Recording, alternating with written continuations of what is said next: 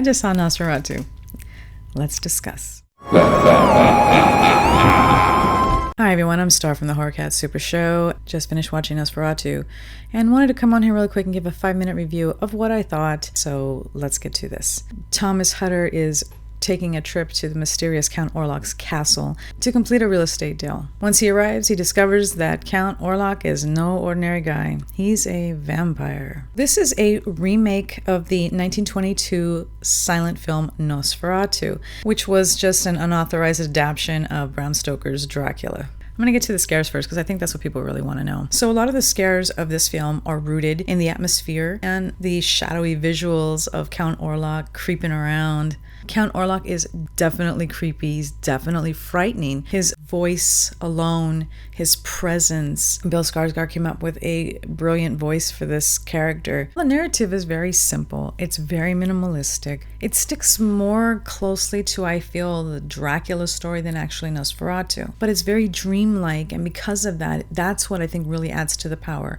of this particular story. So it's almost like they take pieces of both together. There is an element of Bram Stoker's Dracula in here. And I'm comparing it to the film, not the actual literature, but this film kind of leans in a little bit and changes the narrative kind of. So you are getting some things from the Bram Stoker, Francis Ford Coppola Dracula, and then you are getting some from the 1922 Nosferatu, which I think that's why it feels disjointed, because they're going back and forth between the two and not really doing a complete retelling of the original itself. So I think where Nosferatu really shines is going to be in its style. This movie is gorgeous, heavy on the German expressionism, which is 1922's Nosferatu. I feel like they were able to nail that. Very stark contrast, very desaturated, but very haunting and surreal at the same time. All the locations that they chose, beautifully done. If anything, I think they're going to wind up getting some kind of an award, definitely for the style and definitely for the sound design. Everything that you're hearing is only adding to the experience of the eeriness and the atmosphere of what's going on around you. And there's a scene early on with Nicholas Hoult and Bill Skarsgård where he has him terrified, and all of the sound encompassing was really, really selling this scene. There's a lot of exaggerated shadows in here. You'll see his hand going over the town, walking in the doorway, when he leaves, when he enters. It's very visceral. The costuming, the hair, the makeup, the special effects that were done on Bill Skarsgård. You can see his fingers, all the bones in his fingers, the textures of his skin, his face, even though he didn't look like Nosferatu's 1922's Count Orlok. Nosferatu! There was a little bit of a difference here, like he had a mustache. What the hell was going on with that?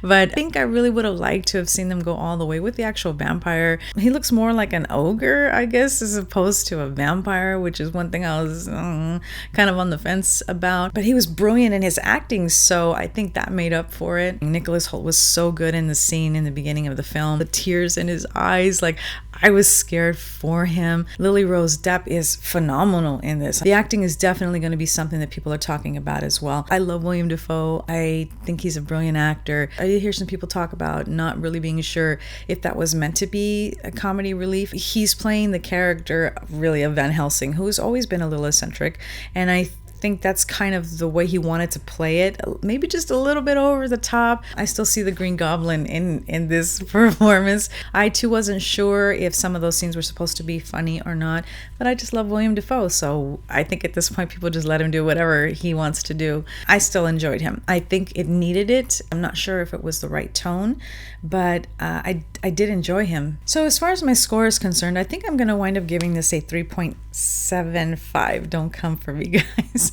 And although I am a real big lover of gothic horror, and this really does fit gothic horror, I just felt the pacing was a little slow on this one. If I was going to do gothic horror, I think I would do something like Crimson Peak instead, which is very vivid in color and the story is a lot better paced. I don't think you'd be disappointed in the ending. I think that was the pretty much the best part of the whole film. I think as far as the story is concerned, that was one of the best scenes of the movie. I like the special effects they they used at the end. A lot of people are just going to jump on the bandwagon of, oh, it's so beautiful and it's so this and it's so that. And it is. There's no doubt. And the acting is great. I mean, there's nothing wrong with this. It's just the pacing is something that I think is definitely going to be an issue. I think they're going to find the pacing a bit too slow to actually get peak frights. All right, everybody, that is my review. If you have seen Nosferatu, let me know what you thought down below. No spoilers. Please make sure you're subscribed. And until next time, shiver, scream, repeat.